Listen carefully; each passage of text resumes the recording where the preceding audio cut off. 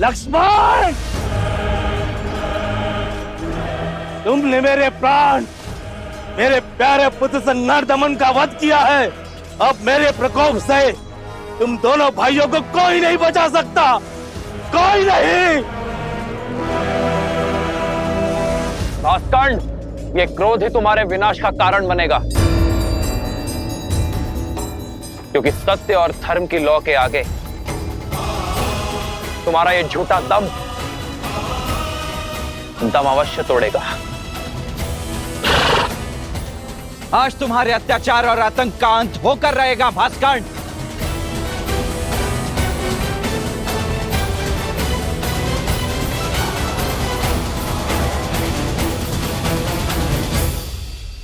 पवन पुत्र, तुम्हें अस्त्र नहीं उठाने हैं, किंतु इसके मर्दन के लिए तुम्हारी ही आवश्यकता होगी।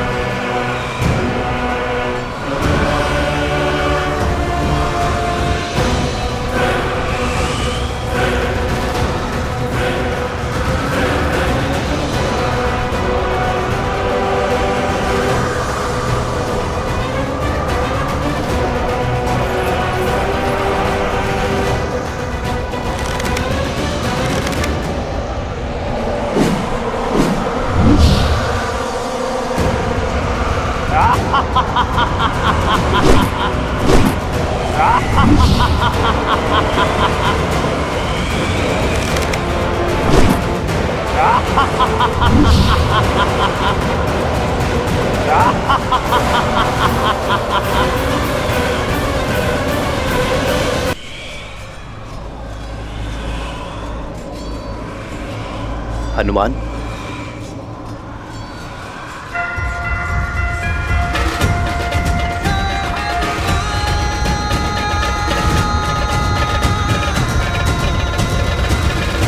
पिताश्री वायुदेव प्रकट हो।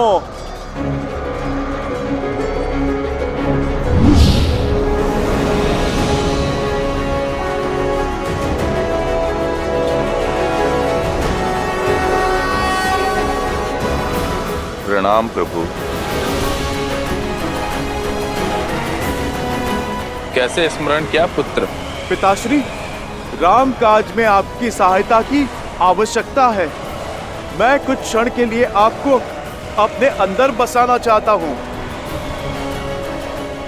राम का काज और पुत्र की पुकार दोनों को अनदेखा नहीं किया जा सकता।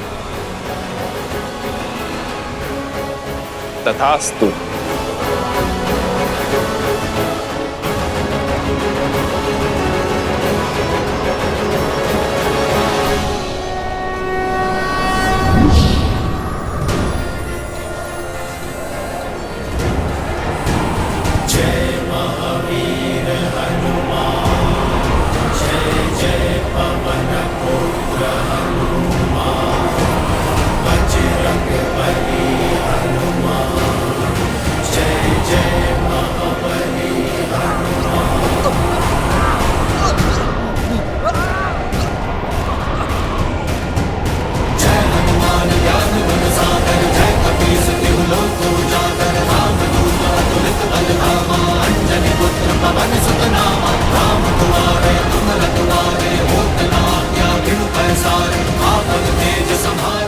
भैया, यदि हमने और देरी दिखाई तो कदाचित हम सभी का अंत हो जाएगा।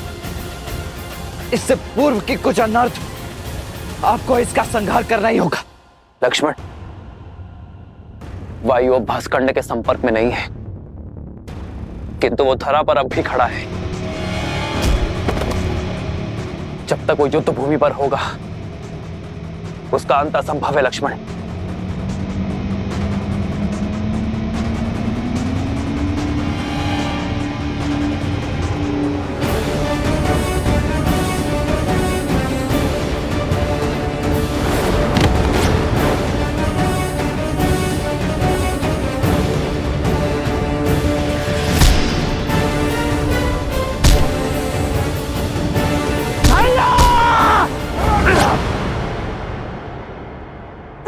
कीजिए।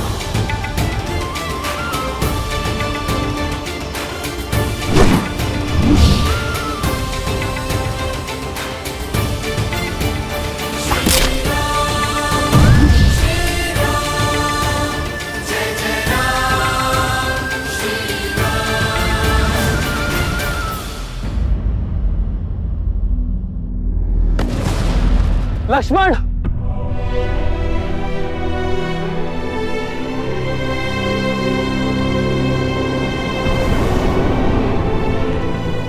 लक्ष्मण, लक्ष्मण,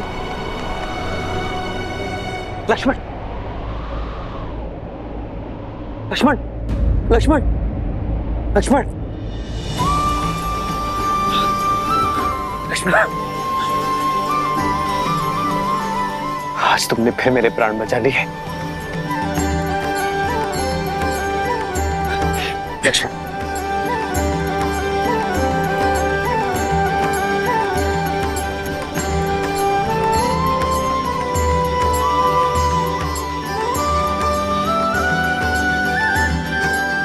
भैया, आपकी विजय के लिए तो मृत्यु से पराजय भी मेरे लिए परम विजय। कल प्रातः हम अयोध्या के लिए प्रस्थान करेंगे और वहां प्रत्येक घर पर हमारे विजय की पताका लहराएगी। जाओ लक्ष्मण, अब सेना से भी निश्चिंत होकर विश्राम करने को कहो। जो आज्ञा भैया।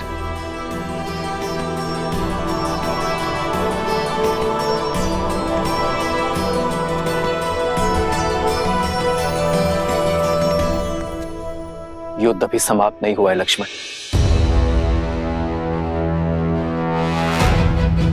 युद्ध तो अब आरंभ होगा, वो युद्ध जिसे लड़ने के लिए मैं अयोध्या से इतनी दूर आया।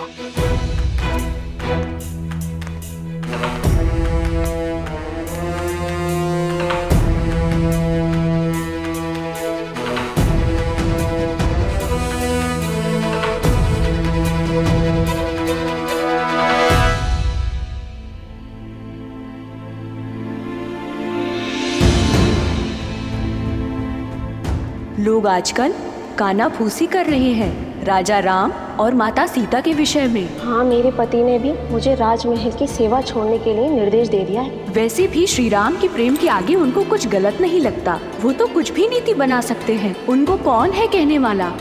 इनके बारे में कोई इतना ऊंचा कैसे बोल सकता है?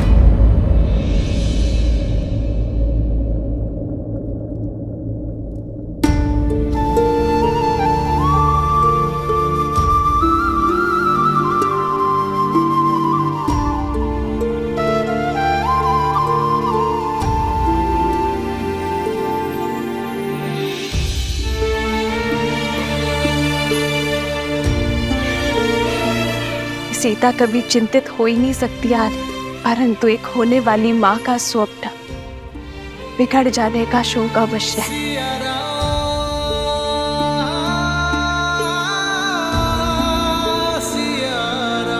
तुम्हारी व्याकुलता का आभास है मुझे सीते, किंतु मुझे एक राजा के कर्तव्य के साथ साथ अपनी होने वाली संतान को असुरी शक्ति से भी बचाना होगा, और ये कार्य मुझे अकेले ही करना होगा। अपनी प्रजा के हित के लिए, राम को मृत्यु भी स्वीकार है।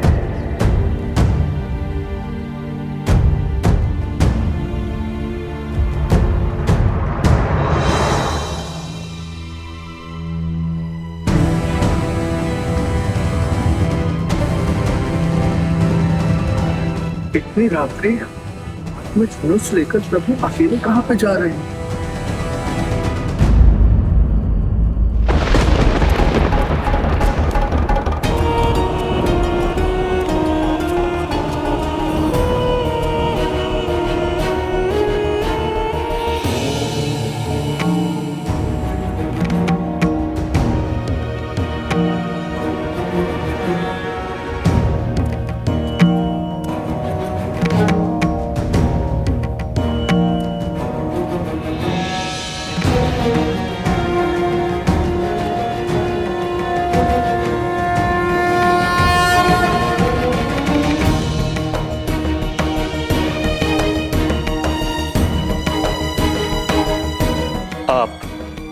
अवध की महारानी है देवी सीता। आपका व्यथित होना प्रजा के हित में नहीं। प्रजा की ही चिंता में हूं गुरुवर। नागरिकों के विचारों में मलिनता आ रही है और मन में शंका का विष घुल गया है। ये नगर में कौन सी असुरी शक्ति पग पसार रही है गुरुवर?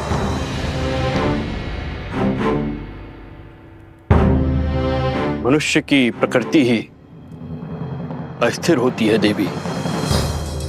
सफलताओं के बीच असफलता का भय, यात्रा के प्रारंभ होने में घर छूट जाने का भय, विवाह के समय स्वतंत्रता छिनने का भय, नए उत्तरदायित्वों का संकोच सदा रहता है। मन में सदा द्वंद्वों का भंवर चलता ही रहता है। ये उचित है कि संसार का आधार सत्य है, किंतु यहां असत्य भी उपस्थित रहता है।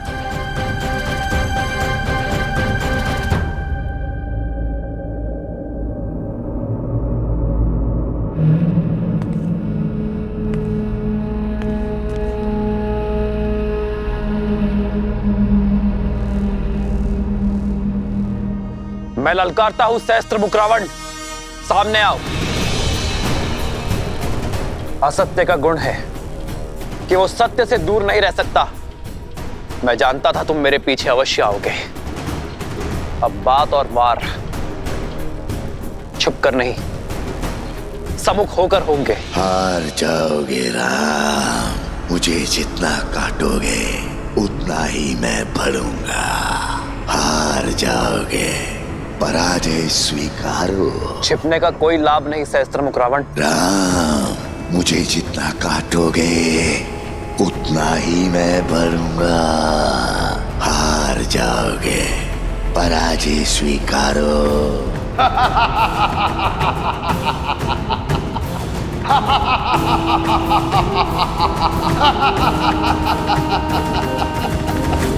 क्या राम राज्य भी भय की छाया में श्वास लेगा? क्या यहाँ भी सत्य और असत्य इतना समीप हो जाएगा कि उचित अनुचित के मध्य की रेखा ही मिट जाएगी?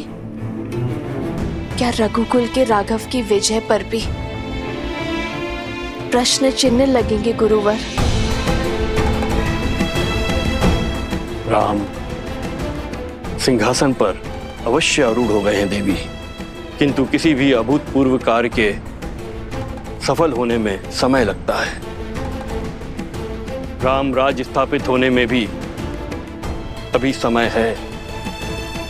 धर्म और कर्म के अमृत से इस धरा को सींचना होगा। राम को अभी और संघर्ष करना होगा।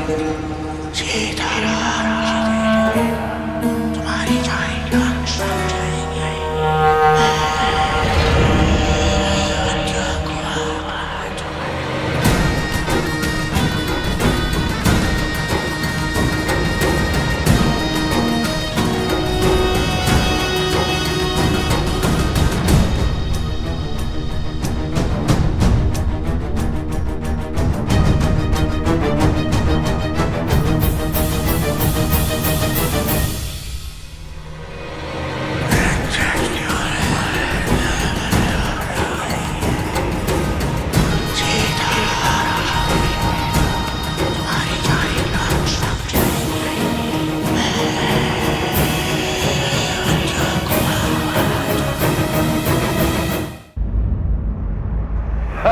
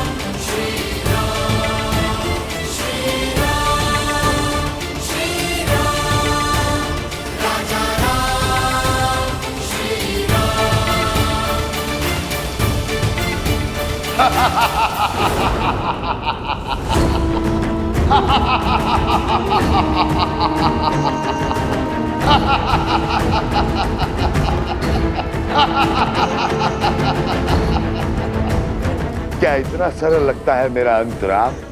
कोई अस्त्र, कोई शस्त्र मेरी मृत्यु का मार्ग प्रशस्त नहीं कर सकता है, क्योंकि मैं शरीर नहीं, सोच हूं राम, सोच।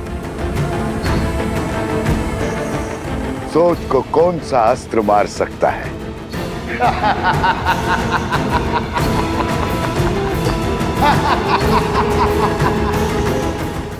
इस असुरी शक्ति को नहीं हरा सकते गुरुवर। जिसके बाण असत्य हो, धनुष अधर्म हो, उसे पराजित करना सरल नहीं होता। बार बार दोहराया गया सत्य सत्य प्रतीत होने लगता है, मन में संदेह उत्पन्न करने लगता है। इसलिए आवश्यक है कि ऐसी स्थिति में व्यक्ति का मन दृढ़ हो, और ये दृढ़ता बल से नहीं, संस्कारों से आती है। संस्कार से ही इसे पराजित किया जा सकता है।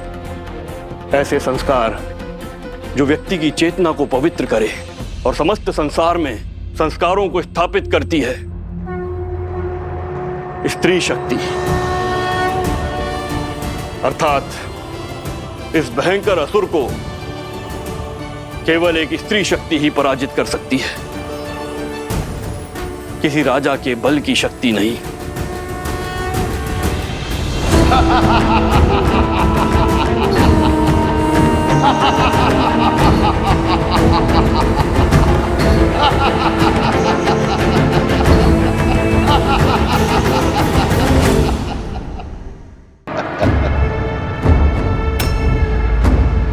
मेरे शस्त्र सदा मेरे साथ रहते हैं राम। मेरा मुख मेरा धनुष है, जो सहस्त्र दिशाओं में है।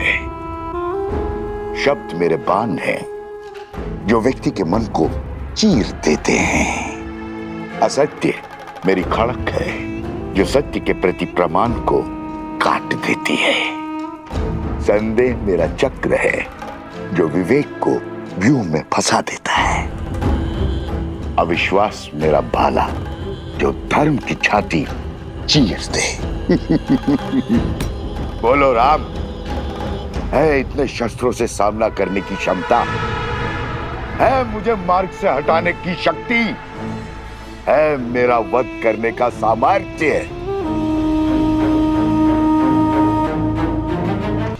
यही भ्रम तुम्हारे भाई रावण को भी था।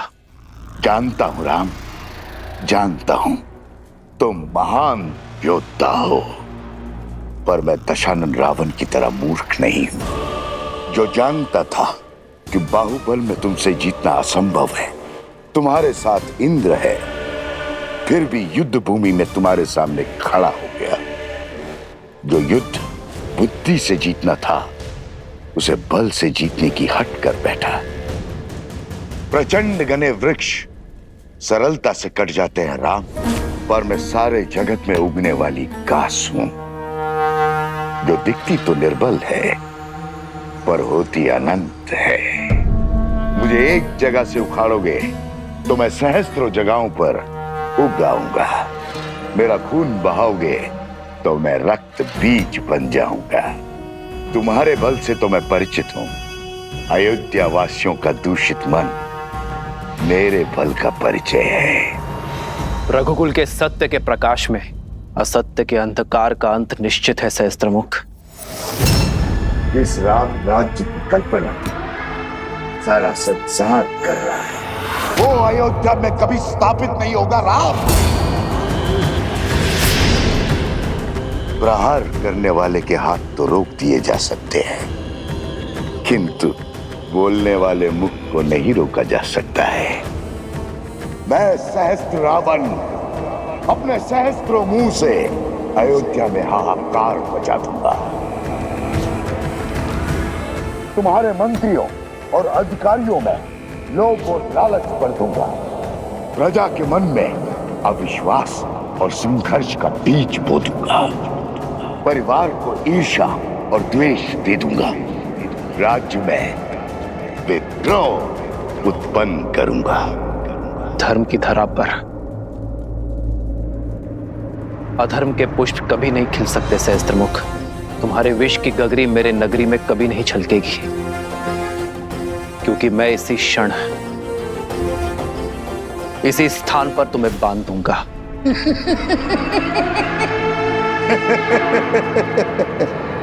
देर कर दी राम, बाण धनुष से छूट चुका है। प्रजा छोड़ो, तुम तो अपनी पत्नी सीता की भी रक्षा नहीं कर पाओगे। लोक अपवाद से, निंदा से, कुमंत्रणा से अपनी आने वाली पीढ़ी तक की रक्षा नहीं कर पाओगे। अपमान से जब असत्य परिवार में प्रवेश करता है तो प्रेम और सम्मान सबसे पहले खिड़की से भाग जाते। सच कहूं राम, मैं तुम्हें मारूंगा नहीं। मैं तो तुम्हें जीवित रखकर तुम्हारी मृत्यु का आनंद लूंगा। तुम्हारी मर्यादा के वध का साक्षी बनूंगा। जब पूरा विश्व एक सुर, एक राग में बोलेगा कि राम की सीता दूषित है, अपवित्र है, चरित्रहीन है।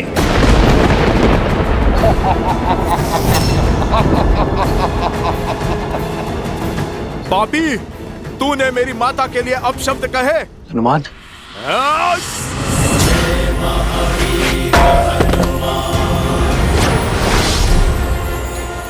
बहुत हुआ तेरा छल।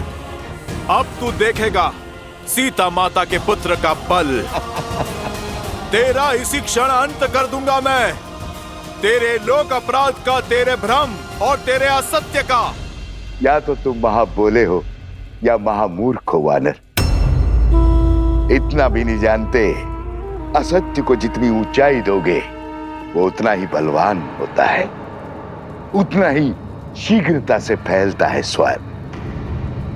राघव की पत्नी दूषित है, दूषित है, दूषित है। राघव की पत्नी दूषित है, दूषित है, दूषित है।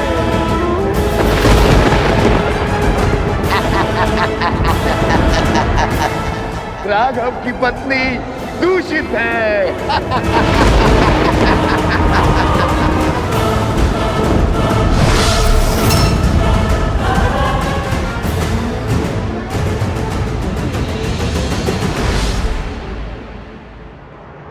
सीते,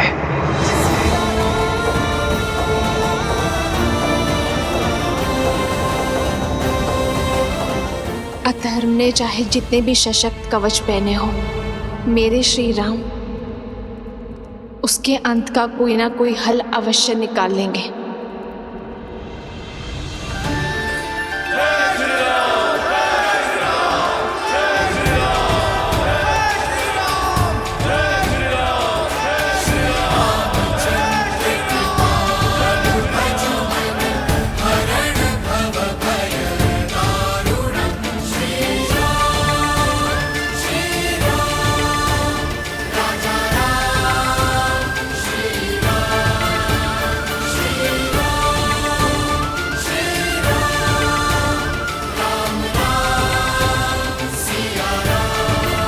सामर्थ्य की जय जयकार होती है क्या भैया? हाँ, अन्यथा जो हुआ है उसके बाद राम सिया के जय जयकार के योग्य है क्या?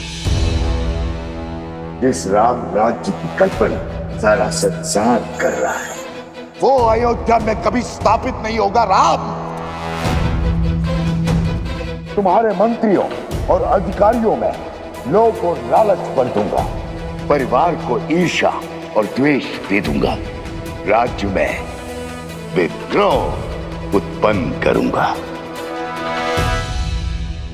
हनुमान, ध्यान रहे, सहस्त्रमुख का उल्लेख अयोध्या में किसी के आगे नहीं होना चाहिए। पर प्रभु, प्रजा को सावधान करने की आवश्यकता है। जानता हूं हनुमान, किंतु युद्ध में विजय के पश्चात प्रजा और सेना केवल उत्सव की कामना करते हैं, अवसाद की नहीं।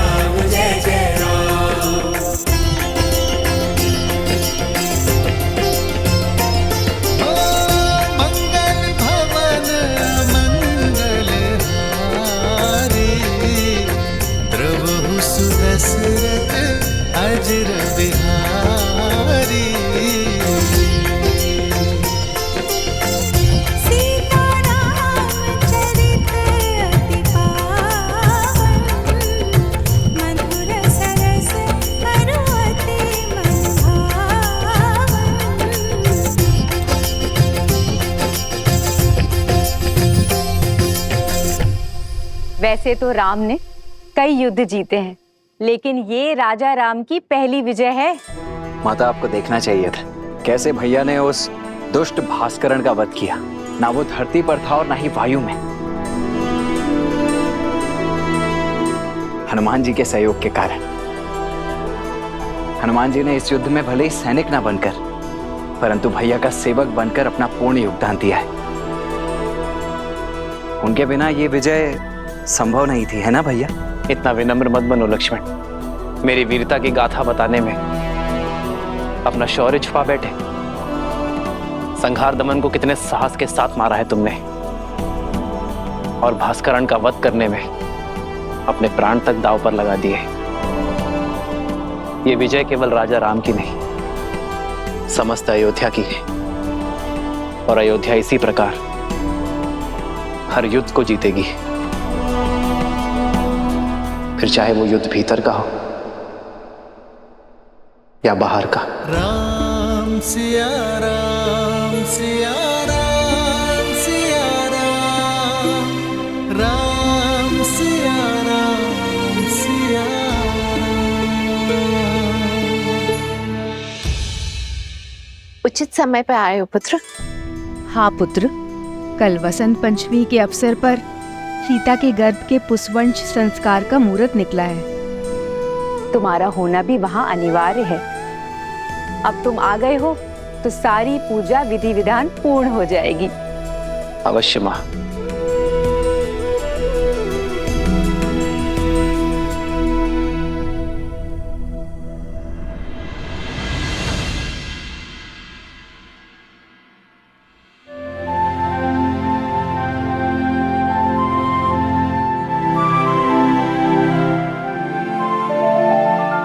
चौंकिए मत, आपके ही है।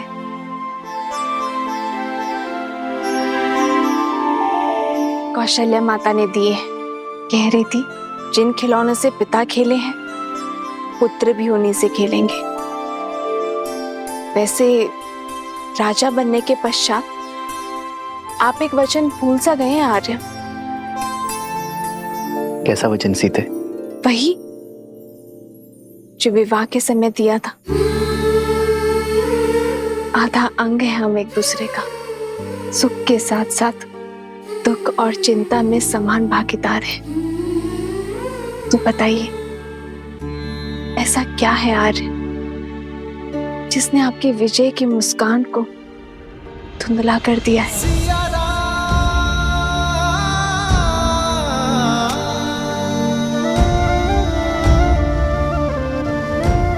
कैसे बताऊं सीते, समय और नियति बहुत बड़ी परीक्षा लेने वाले हैं। आने वाला कल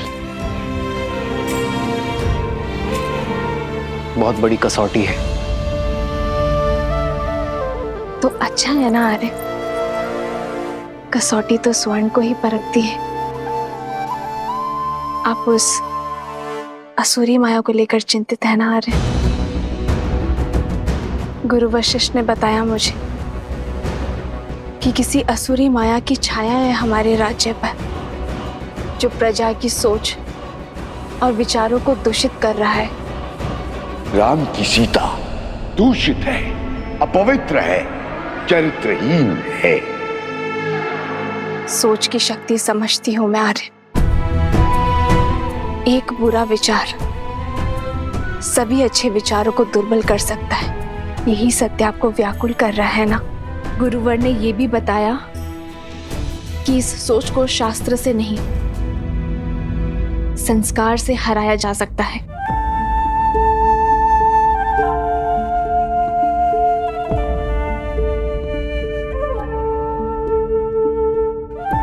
गुरुदेव ठीक कहते हैं सीते, संस्कार की शक्ति ही मन को स्थिर कर सकती है, किंतु यह इतना सरल नहीं होगा।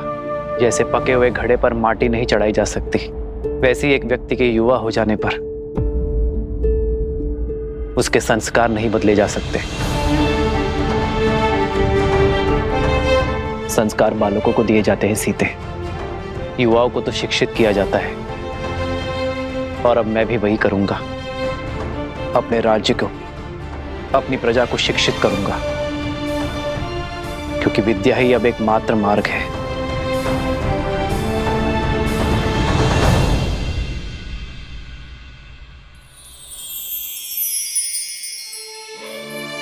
मुझे पूरा विश्वास है आप पर आर्य।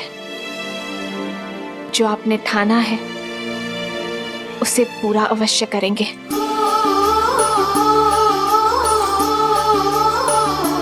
तुम्हारे साथ के बिना ये सब संभव नहीं है सीते। तुम्हारा मुझ पर अटूट विश्वास ही मेरी शक्ति है। जन्म जन्म का है ये संगम, राम रतन सीता वैभव धन। अर्धांगिनी हूं आपकी, सदा आपके पास। हम दोनों मिलकर सब संभाल लेंगे आर्य। हम दो नहीं सीते, हम तीन। हमारे प्रेम और संस्कार का संगम है ना हमारे साथ। राम सिया राम सिया राम सिया राम, राम सिया राम सिया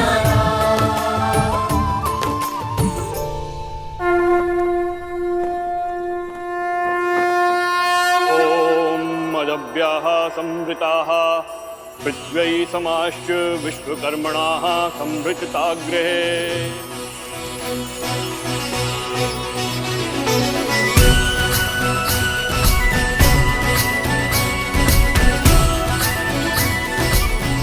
पुत्री, ये किलोई भस्म है।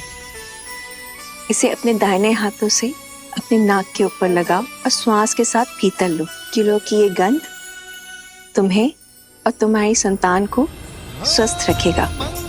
भवन मंगल हारी, द्रवहु सुदशरथ अजर बिहारी। राम सिया राम सिया राम जय जय राम। गर्भ धारण के बाद यह औषधि अमृत के समान होती है राम। जिस प्रकार सूर्य की किरण पृथ्वी को जीवन देती हैं, उसी प्रकार यह औषधि गर्भास्थ शिशु को पोषण देती है। शरीर के साथ साथ आत्मा को भी शक्ति प्रदान करती है। माता शिशु का आधार होती है। शिशु के प्रति अपने दायित्व को लेकर सदा सज्ज रहती है। किंतु शिशु और समाज के कल्याण के लिए माता पिता के साथ साथ परिवार के जनों को भी यह आश्वासन देना होगा कि वो गर्भ में पल रहे शिशु को सभी समाज की कुरीतियों से बचाएंगे और उसके विकास के लिए सदैव सहायक रहेंगे। पूर्णमदः पूर्णमिदं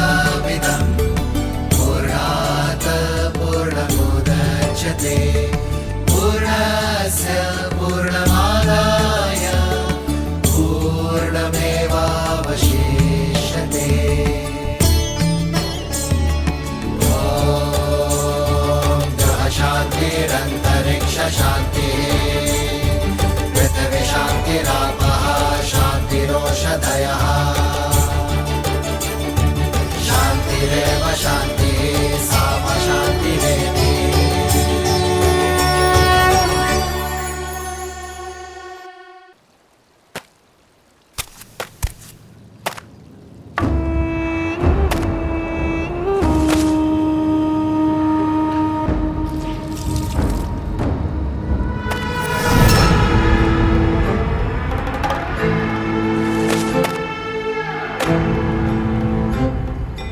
मित्रवस्त्रक, जाने कहां से कपड़ों पे ये लांछन लग गया। ये स्वच्छ हो जाएगा। ये तो शिव मंदिर की पिछली वाली दीवार में लगी गाय का धब्बा है। मंदिर के ऊपर जामुन का पेड़ है, उसी का रस, दियों का तेल, दीपक का काजल, सभी का मिश्रण है ये धब्बा। छूटना थोड़ा कठिन है, पर चिंता ना करो, ये धब्बा छूट जाएगा। अद्भुत, झट से पहचान लिया। गहरा अनुभव लगता है। काली को पहचान कर उसे साफ करना, ये तो वस्त्रक का कर्म है। सारी नगरी के मलिन वस्त्र यहीं आते हैं। बड़े से बड़े धनवानों के वस्त्रों के दागों को देखकर पहचान जाता हूँ कि कौन कहां से लांछन लेकर आया है। इतना गहरा अनुभव उचित है, उचित है। फिर तो ये भी जान जाते होंगे कि लांछन व्यक्ति पे लगा है या वस्त्र पे। अब हमारी सीमा तो वस्त्रों तक ही सीमित है। हम वस्त्रों के लांछन को ही पहचानते हैं और बस, और उन्हीं को ही धोते हैं। उचित कहा मित्र। वस्त्र पे लगा लांछन तो धुल सकता है, किंतु व्यक्ति पे लगा लांछन कभी नहीं धुलता। और विशेषतर व्यक्ति यदि नारी। मैं चलती हूँ। अच्छा ठीक है, ध्यान से जाना। और हाँ, और नदी जो है ध्यान से पार करना। कुछ बाढ़ के संकेत हैं। अच्छा जी। आप इसे संध्या को ले लेना। वाह मित्र, सीधे जाने को कह दिया। अंधकार होने से पहले लौटने का निर्देश भी नहीं दिया। इसमें कहने वाली क्या बात है, सदा ही जाती है। धन्य हो रे राजा राम और उसकी प्रजा। समाज के लांछन जानते हो और समझते भी हो, फिर क्यों देखकर अनदेखा करते हो? भूल गए, नारी पे लगा लांछन कभी नहीं धुलता। तुम्हारा मन पवित्र है, पर समाज का क्या? जंगल में मोहर नाचेगा तो कहां देखने जाओगे? अब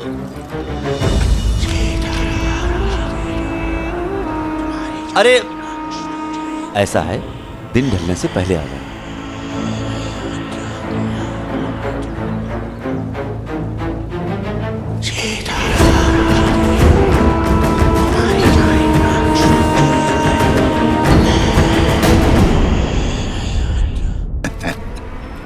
समृद्धि नहीं, समापन होगा। भूचाल लाऊंगा मैं राम राज्य में। भूचाल जिस तरह को वज्र का प्रहार भी तोड़ नहीं पाया, उसमें ज्वालामुखी का विस्फोट लाने की शक्ति है शब्द में। राई के दाने से भी छोटा होता है वट वृक्ष का बीज, पर चट्टान फोड़कर बाहर आ जाता है। सबके वस्त्रों को धोने वाले इस वस्त्र के मन में मैंने जो कलुषित धब्बा छोड़ा है, वो धीरे धीरे फैलकर पूरे राम राज्य पर ग्रहण लगा देगा। राम राज्य।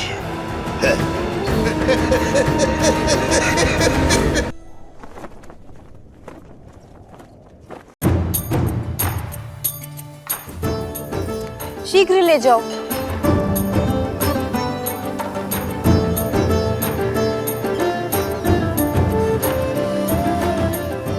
तनिक देर और पकाओ साग को। जी, मसाला को थोड़ा और पकाइए। किष्किंधा में तो क्या, संसार के किसी भी कोने में ऐसा भोजन नहीं खाया होगा इस वानर सेना ने, जो आज राजा राम की रसोई का और सीता के हाथों का बना महाभोज खा के तृप्त हो जाएंगे सारे। तनिक धीरे बोलिए माताश्री, कहीं हनुमान जी ने सुन लिया तो अपने नगर लौटने का विचार ही ना बदल दें।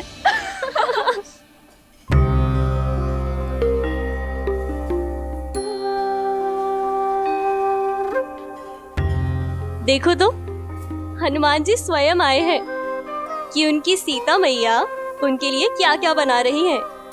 आए नहीं है दीदी, भोजन की सुगंध उन्हें यहाँ खींच कर लाई है। क्यों हनुमान जी? क्यों सता रही हो? आइए हनुमान जी, देखिए सीता ने अपना वचन निभाने के लिए आपकी और आपकी वानर सेना को तृप्त करने के लिए महाभोज में क्या कुछ नहीं बनाया। प्रतीक्षा की घड़ी समाप्त हुई पुत्र, शीघ्र जाओ और अपने वानर साथियों को भोजन का निमंत्रण दो। केवल वानर सेना ही नहीं, आज तो भाभी माँ के हाथ का भोजन हमारी प्रजा भी खाएगी। भैया ने नगरवासियों को भी इस प्रीति भोज के लिए आमंत्रित करने को कहा है।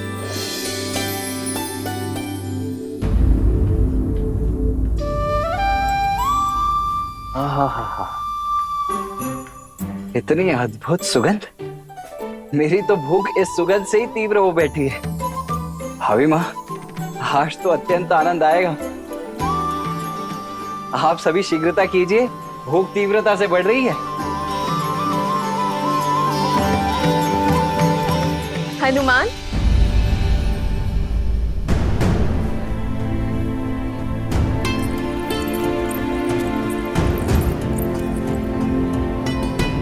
पुत्र, माता से मन की व्यथा छुपा रहे हो? क्या हुआ? क्या तुम प्रसन्न नहीं? इतने व्याकुल क्यों दिख रहे हो? राम की सीता दूषित है, अपवित्र है, चरित्रहीन है। राघव की पत्नी दूषित है, दूषित है, दूषित है, दूषित है। माता, वो मैं वानर हूं ना, नरों से थोड़े भिन्न भिन्न भाव आते हैं मुख पर। ये व्याकुलता आपके हाथों से बने भोग को शीघ्र खाने की है। माता, मैं बहुत कठिनाई से अपने तन और मन को रोक पा रहा हूँ। माता, मैं सबको सूचित करता हूँ, सभी वानर बहुत उतावले हैं। आज ये अयोध्या भी जानेगी कि मेरी माता अपने वचन से कभी नहीं मुकरती।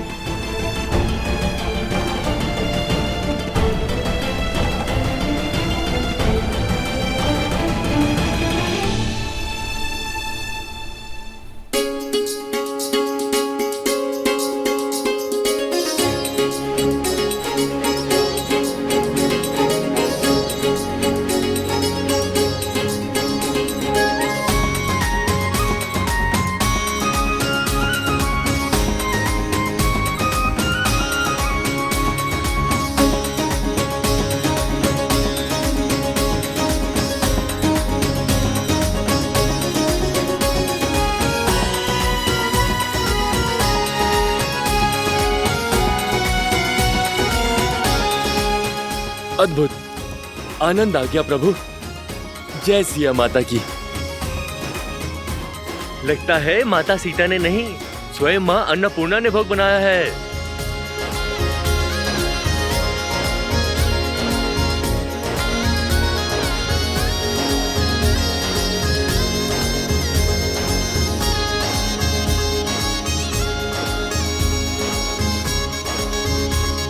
राजा रामचंद्र की जय, राजा रामचंद्र की जय, सीता मैया की जय, सीता मैया की जय। सोचता हूँ महाराज से याचना कर यहीं रुक जाऊं। इतना स्वादिष्ट भोजन तो किष्किंधा में कहाँ मिलता है। सत्य वचन, पेट भर गया, किंतु मन है कि बढ़ता ही नहीं। और खाओ, अभी भोजन समाप्त कहाँ हुआ है। देखो, हनुमान जी अभी भी जीम रहे हैं। ब्रह्मानंद मगन कपि सबके प्रभु पद प्रीति, जात न जाने दिवस तिन्ह गए घटिका शत बीती।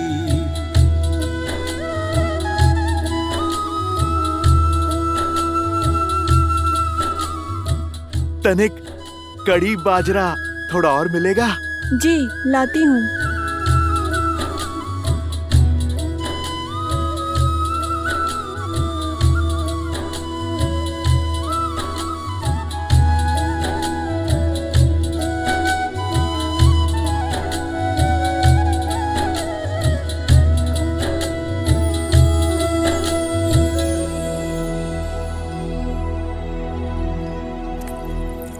अरे खड़ी क्यों हो? जाओ कड़ी बाजरा लेकर जाओ। महारानी, सारा भोजन समाप्त हो गया है। हम अभी बनाने जा रहे हैं, किंतु तनिक समय लगेगा। हम शीघ्र ही बनाते हैं।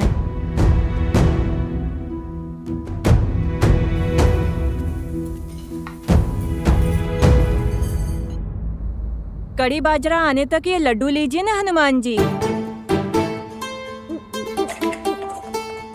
लड्डू नहीं, वो जलेबी थी ना, वो बहुत स्वादिष्ट थी। और मिल सकती है? जी।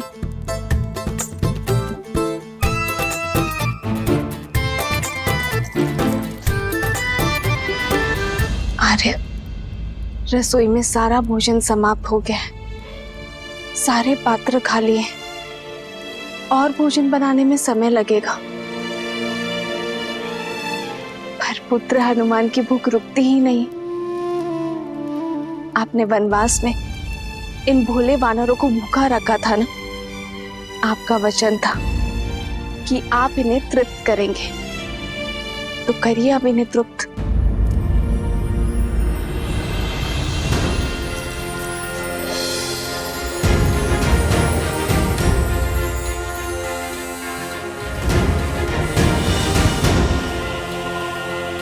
एक जलेबी?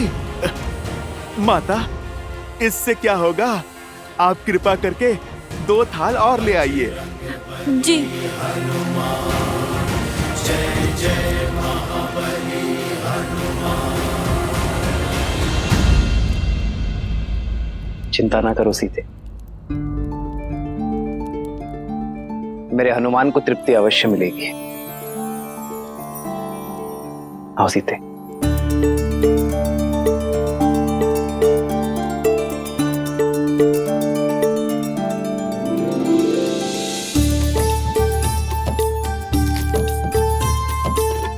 ये लो सीते, इसे हनुमान को खिलाओगी, वो तृप्त हो जाएगा।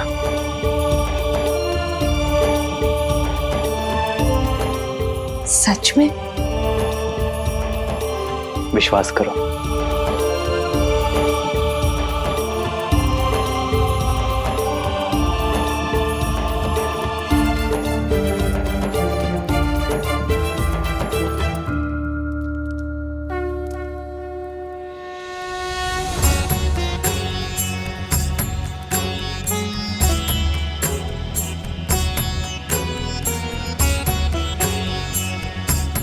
भक्त के लिए भगवान का भोग पूरा हुआ।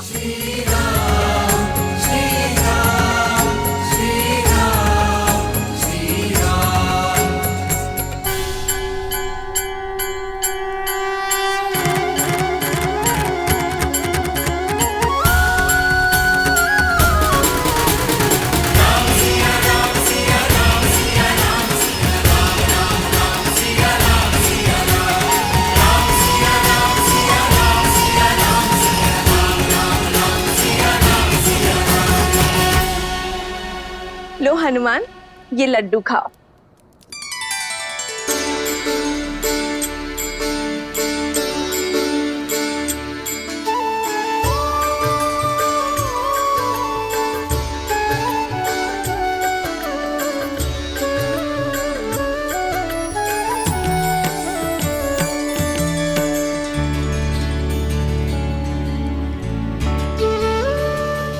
भज मन राम नाम सुखदाई।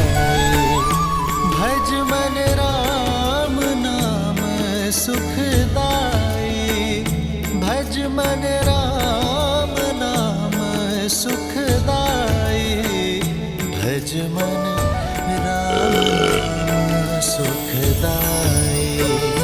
भज मन राम नाम सुखदाई। सच माता, आप तो साक्षात अन्नपूर्णा माँ हैं। भोजन तो बहुत स्वादिष्ट था, मेरा तो पेट ही भर गया माता। अरे ऐसे कैसे?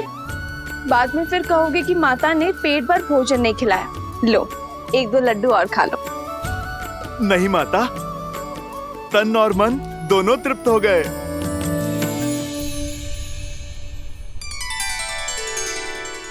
प्रभु, आपने तो तुलसी पत्र को शस्त्र बना दिया। नहीं हनुमान, राम नाम मणि दीप धरु, जी दे हरि द्वार, तुलसी भी तरबारे हूँ, जो चाहसी उजियार। ये क्या पिताश्री, जो भूख इतने व्यंजनों से तृप्त नहीं हुई, वो राम नाम लेकर तुलसी पत्र से कैसे तृप्त हुई? ऐसा इसलिए गणेश, क्योंकि हनुमान की भूख शारीरिक तो थी ही नहीं, उनका तो अंतर्मन अतृप्त था। और वैसे भी तुलसी को तो श्री नारायण का प्रसाद ही कहते हैं। और जब देवी सीता ने राम नाम लिखा तुलसी पत्र हनुमान को परोसा, तो हनुमान की भूख तृप्त हो गई। जानते हो क्यों? क्योंकि जब भगवान का प्रसाद भक्त को मिलता है तो भक्त का तन और मन दोनों तृप्त हो जाते हैं। और तब राम नाम में रमे हनुमान के भीतर राम नाम सदा के लिए रम गया। जब भक्त अपने भगवान का नाम जपता है तो वो नाम उसके अंतर मन में रच बस जाता है। ये होती है नाम जप की शक्ति। और वैसे भी भक्त चाहता क्या है? अपने प्रभु का आशीर्वाद, उनका स्नेह। और जब वो उन्हें प्राप्त हो जाता है तो भर गया उनका पेट। अद्भुत! एक तुलसी पत्र और उस पर लिखा नाम कितना सामर्थ्य रखता है। गणेश, शक्ति तुलसी पत्र में नहीं, विश्वास और श्रद्धा में है। ये भोग का आकार नहीं देखता, केवल उसके पीछे छुपा प्रेम और भाव को देखता है। हनुमान जी को इतने व्यंजन खाते देख हमें भी भूख लगने लगी है। कुछ तो खाकर आता हूँ। माता ने तो मोदक भी बनाया है।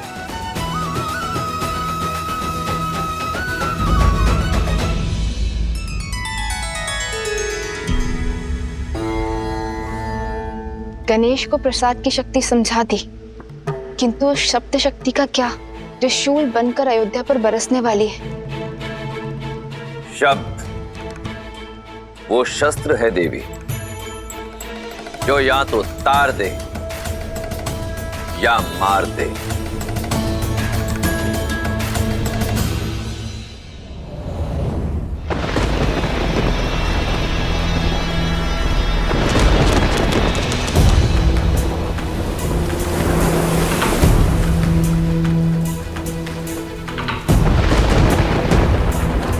नदी में ज्वार है और बाढ़ आने को है, पर सुनीति की नैया दूर दूर तक कहीं दिखाई नहीं दे रही। इतनी रात्रि हो गई, पता नहीं कहां रह गई।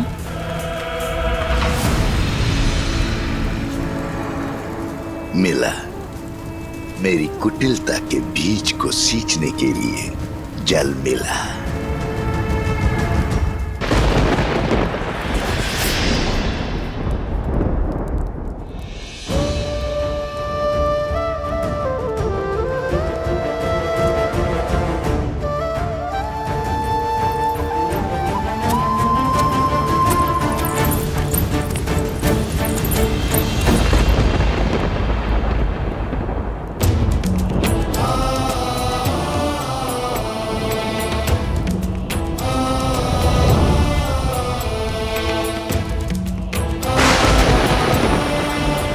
पिताश्री, आपके पुत्र के कंधों पर बहुत बड़ा उत्तरदायित्व है। हमारे पूर्वजों ने जिस महान राज्य की स्थापना की है, मैं उस पर कोई आँच नहीं आने दूंगा, चाहे उसके लिए मुझे कोई भी निर्णय क्यों ना लेना पड़े, कितना भी बड़ा बलिदान क्यों ना देना पड़े। मैं पीछे नहीं हटूंगा पिताश्री। पीछे तो श्री राम की धर्म पत्नी और आपकी पुत्र वधु भी नहीं हटेगी पिताश्री। मैं प्रजा के विश्वास को, राजा राम और राम राज्य पर से नहीं टिकने दूंगी। मैं रघुकुल के आदर्श को धूमिल नहीं होने दूंगी। मिट्टी में मिल जाएगा रघुकुल का हर आदर्श, टूट जाएगा रघुवंश के ऊपर से लोगों का विश्वास, और आरंभ तुमसे होगा वस्त्र। लोगों के मैले वस्त्र धोते हो ना, अपने मन में लगा हुआ मैल नहीं धो पाओगे। अपनी पत्नी पर बहुत विश्वास था ना तुम्हें, अब देखते हैं तुम्हारे विश्वास में अधिक बल है या उस संदेह में जो मैंने तुम्हारे मन में पिरोया है।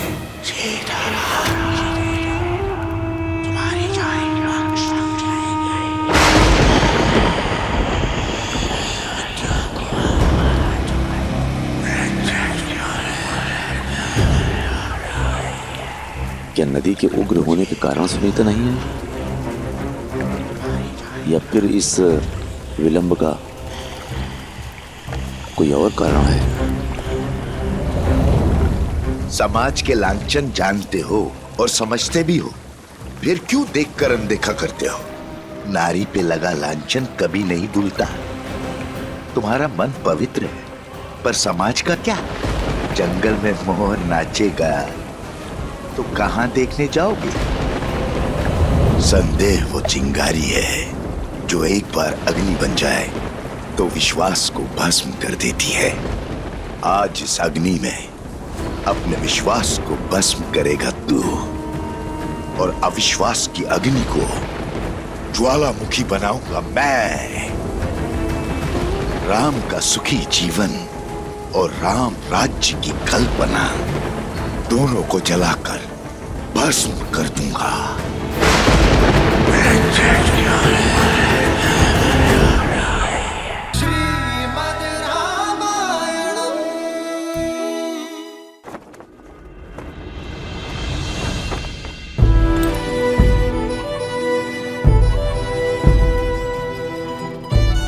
आज मेरे वानर वीर मुझसे भिन्न हो रहे हैं। जिस मर्यादा और धर्म की मैंने स्थापना की है, मेरे वानर वीरों का बलिदान, उनका परिश्रम और उनका समर्थन उसका आधार था। आप सभी खड़े होकर इनका नमन कीजिए। इनके बिना मैं अपने उद्देश्य में कभी सफल नहीं हो पाता। आपके साथ और समर्थन के लिए ये रामराज्य सदा आपका आभारी रहेगा।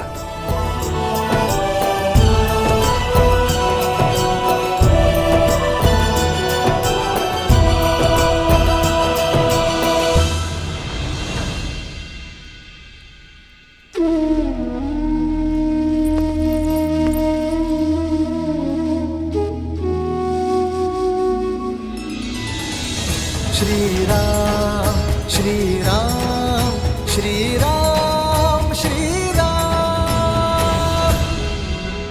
मित्र, आपका यह ऋण अयोध्या कभी नहीं चुका पाएगी, इसलिए अयोध्या की ओर से ये स्मृति चिन्ह, ये तुच्छ भेंट स्वीकार है।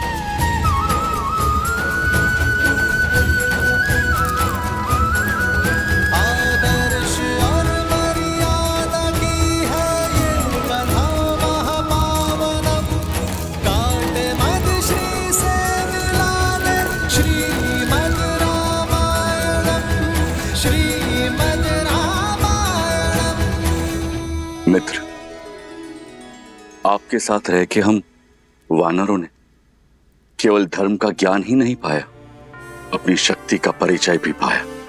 जाना कि संसार के हित के लिए संकट का सामना करना ही सच्ची वीरता है।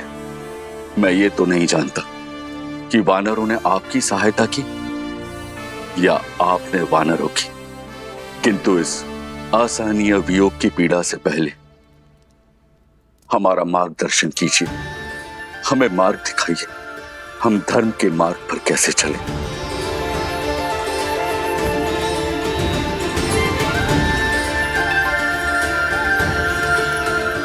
मेरे वानर वीरों,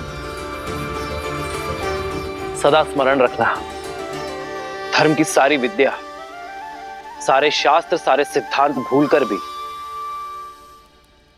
एक व्यक्ति धर्मात्मा कहलाया जा सकता है। यदि वो एक सिद्धांत कभी ना भूले, अपना दिया हुआ वचन कभी ना तोड़ना।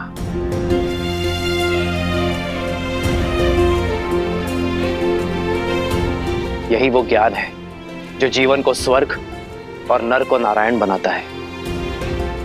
विचार करो, एक मनुष्य बीहड़ में तपते रेगिस्तान में प्यासा भटक रहा है, और यदि कोई उससे आकर कहे कि उत्तर नहीं पूर्व में जाना है, मैं वचन देता हूं वहां तुम्हें कुआं अवश्य मिलेगा, और यदि उस व्यक्ति का वचन मिथ्या निकल जाए तो उस प्यासे का जीवन संकट में आ सकता है। तुम्हारा ये वचन किसी के जीवन जीने की योजना का आधार हो सकता है, किसी को कुछ पाने का विचार दे सकता है। किसी को जीवन जीने का आधार देना और वो आधार कभी ना छीनना, यही तो वास्तविक धर्म है। यदि किसी व्यक्ति का जीवन वचन टूट जाने के कारण संकट में आता है तो पाप वचन देने वाले को ही लगता है। ये बात हर राजा, हर नेता, हर नायक को स्मरण रखनी चाहिए। रघुकुल की भी तो यही रीत है, प्राण जाए पर वचन मिथ्या ना हो पाए। रघुकुल रीत सदा चली आई, प्राण जाए पर वचन न जाए। श्री रामचंद्र कृपालु भजु मन हरण भव भय दारुणम, नव कंज लोचन कंज मुख कर कंज पद कंजारुणम।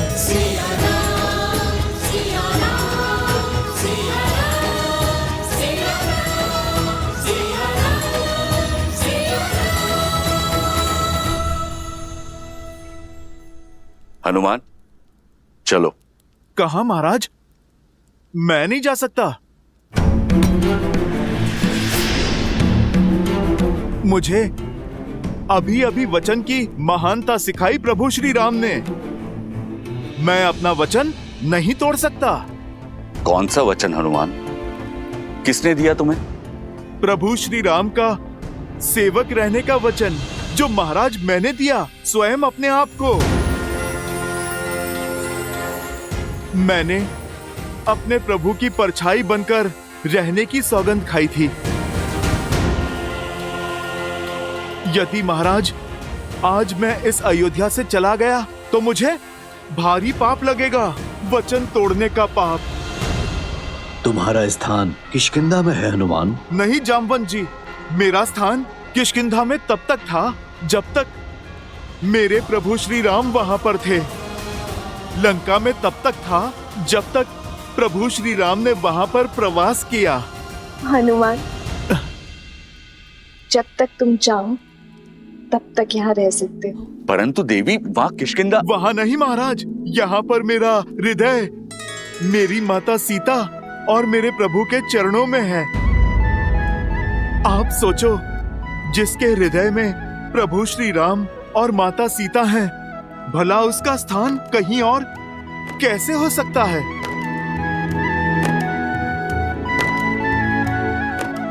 हनुमान, प्रभु श्री राम की भक्ति तो एक भाव है, वो कहीं से भी की जा सकती है। भक्ति के लिए स्थान नहीं, भावना चाहिए। महाराज सुग्रीव, वही भावना ने मुझे यहाँ इस स्थान पर रोक रखा है। मैं इससे अंतर नहीं कर सकता। अंतर तो मन में मापा जाता है हनुमान।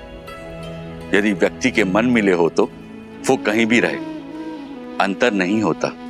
अगर व्यक्ति के मन में अंतर हो तो वो पास होते हुए भी दूर होता है। श्री राम तो रोम रोम में, इस भू के हर कण कण में है।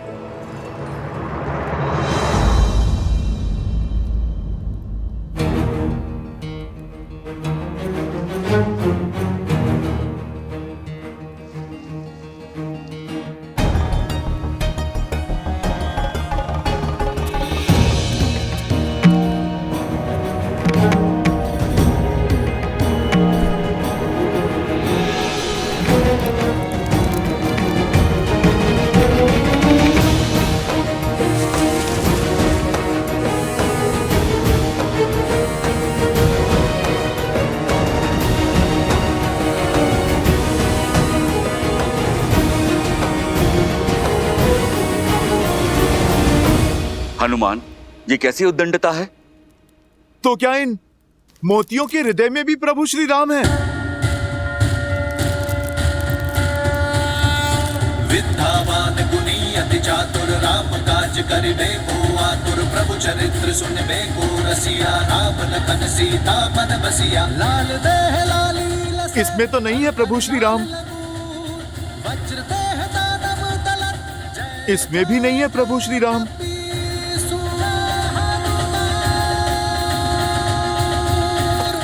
प्रभु श्री राम तो किसी वस्तु में भी नहीं है।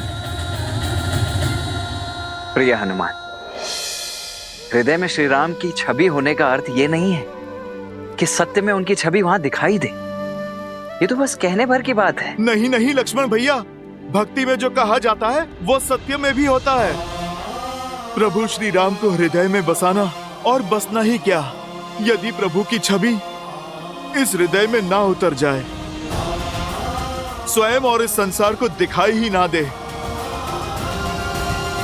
अरे रहने दीजिए हनुमान जी, मान गए आप नहीं जाना चाहते यहाँ से, पर ऐसे असत्य तो मत कहिए। अच्छा बताइए, क्या आपके हृदय में श्री राम की छवि दिखाई देगी?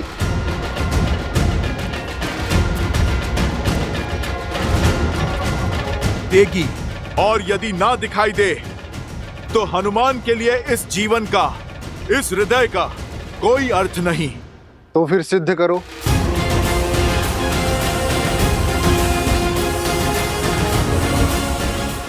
मैं अभी इसी क्षण सिद्ध करूंगा कि प्रभु श्री राम के प्रति मेरी निष्ठा सच्ची है, कि मेरे इस हृदय में मेरे प्रभु की छवि बसती है।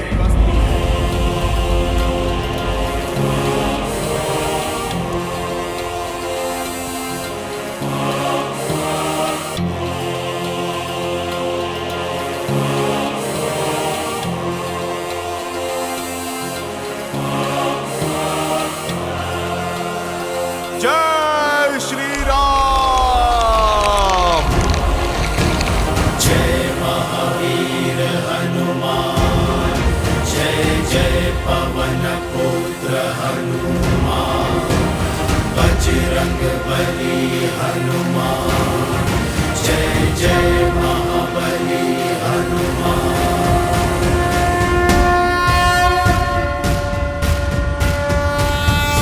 विद्यावान गुणी अति चातुर राम काज करिबे को आतुर प्रभु चरित्र सुनबे को रसिया राम लखन सीता मन बसिया लाल देह लाली लसै अरुधरि लाल लगूर वज्र देह दानव तलत जय जय जय कपीसु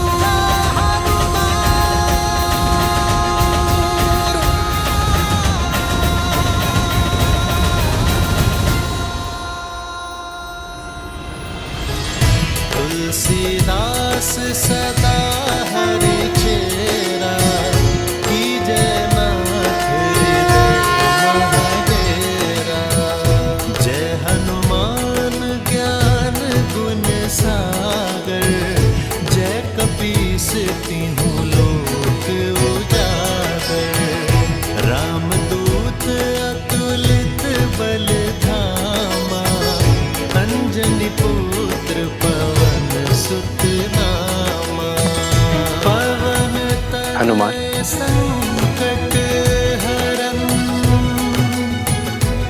मंगल मूर्ति रूप। राम लखन सीता सहित, हृदय बसहु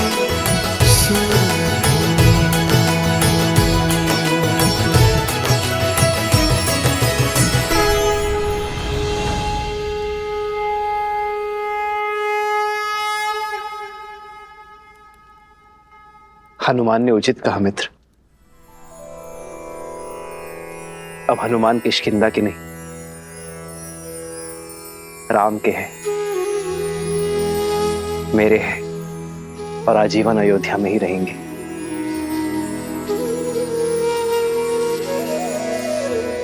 प्रभु, अमृत दे दिया आपने मुझे,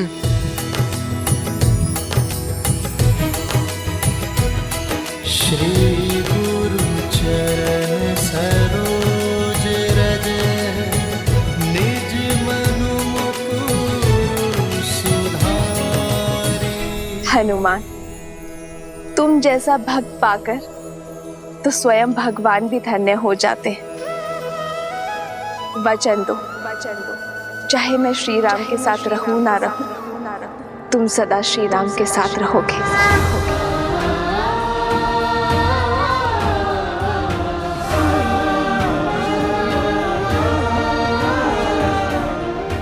माता, आप ये वचन नहीं मांग रही, आप तो मुझे वरदान दे रही हैं।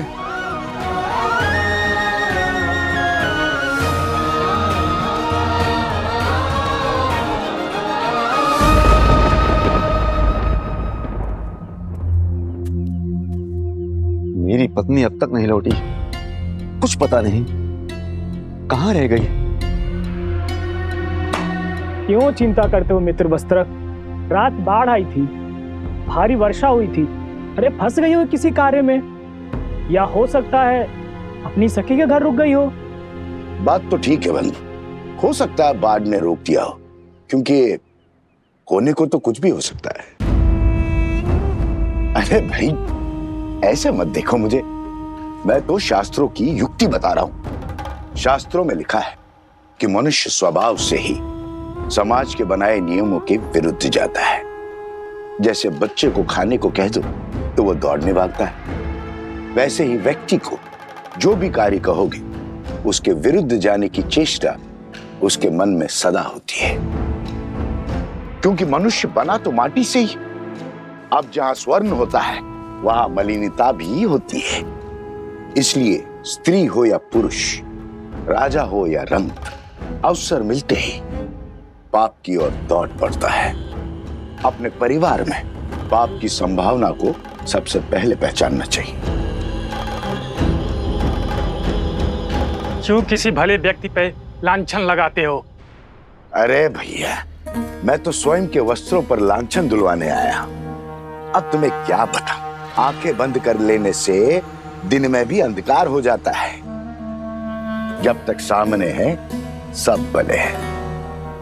जैसे ही आंखों से ओझल हो गए, अब जंगल में मोर कहाँ नाचा, किसके साथ नाचा, कहाँ देखने जाओगे?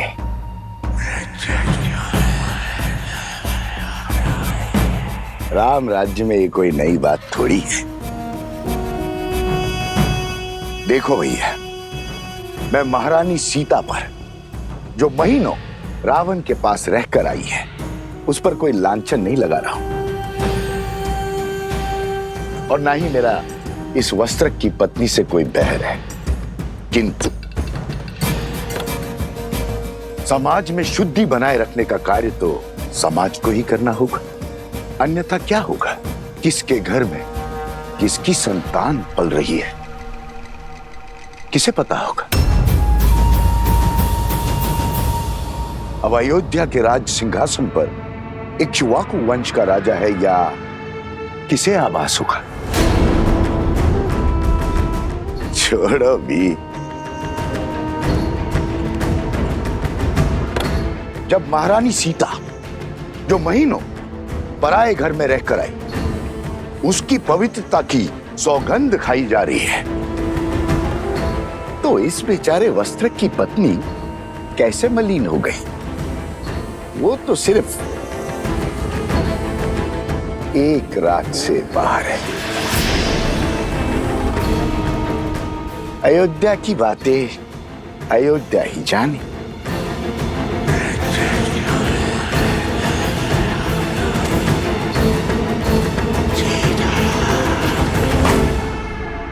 ये तो केवल आरंभ है आचार्य, हमें ऐसे और कई केंद्र स्थापित करने हैं।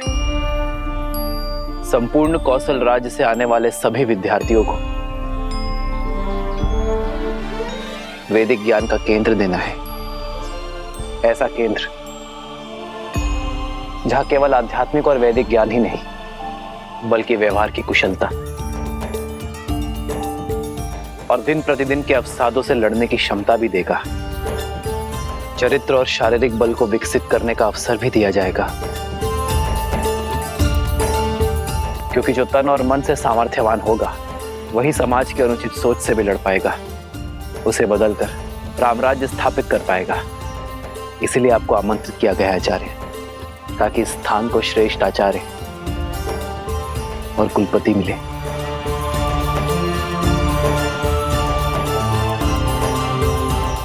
मैं शुक्ल यजुर्वैद्य हूँ। कृष्ण यजुर्वैद्य गुरु के गुरुकुल में कैसे पढ़ा सकता हूँ? मैंने इतने शास्त्र पढ़े हैं, 24 वर्षों तक अभ्यास किया है। मैं यहाँ शिक्षक बनने नहीं आया हूँ। यदि मैं कुलपति ना बना तो मैं अपनी सेवा ही नहीं दे पाऊंगा।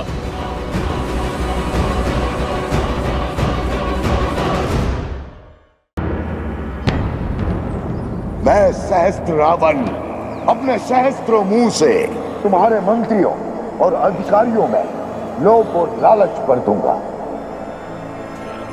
प्रजा के मन में अविश्वास और संघर्ष का बीज बो दूंगा।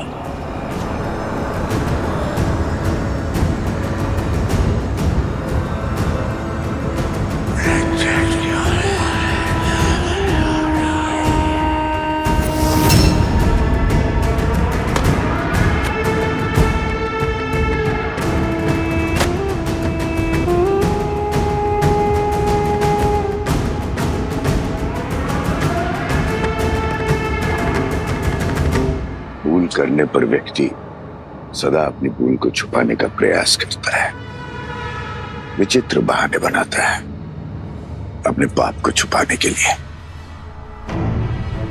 किंतु शब्दों से कभी विश्वास में आई दरार पड़ती है क्या? मूर्ख होते हैं वो लोग जो शब्दों पर विश्वास करके पाप को आगे बढ़ने का आश्रय देते हैं।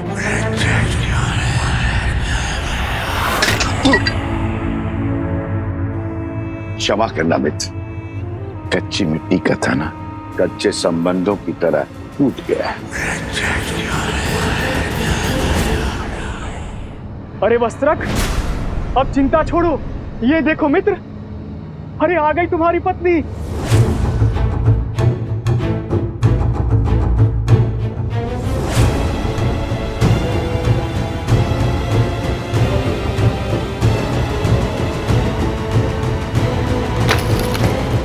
आ रही है ना वो, कह देना उससे कि अब मेरा उससे कोई संबंध नहीं रहा। जहां उसने रात्रि बिताई है वहीं जाकर अपना जीवन बिताए। स्वामी, स्वामी क्षमा कर दीजिए मुझे। वातावरण बड़ा ही भयानक था। वर्षा और आंधी के कारण रात्रि रुकना पड़ा और नदी में भी ज्वार आया था। और मित्र, कह दो इससे, मैं शब्दों के जाल में उलझने वाला नहीं हूँ।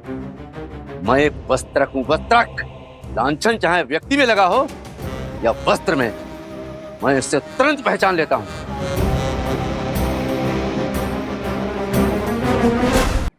स्वामी, ये आप क्या कह रहे हैं? मुझ पर संदेह कर रहे हैं? अपनी धर्म पत्नी पर संदेह कर रहे हैं स्वामी? पर मैं राजा राम नहीं हूँ।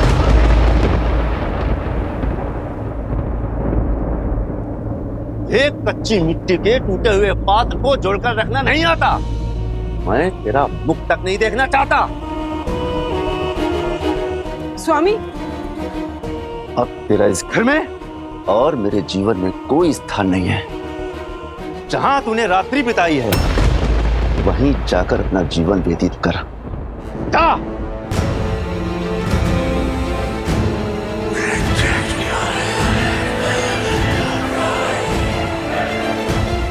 आग की पहली चिंगारी जल चुकी है राम। अब ये आग नगर से होकर तुम्हारे महल को जला देगी।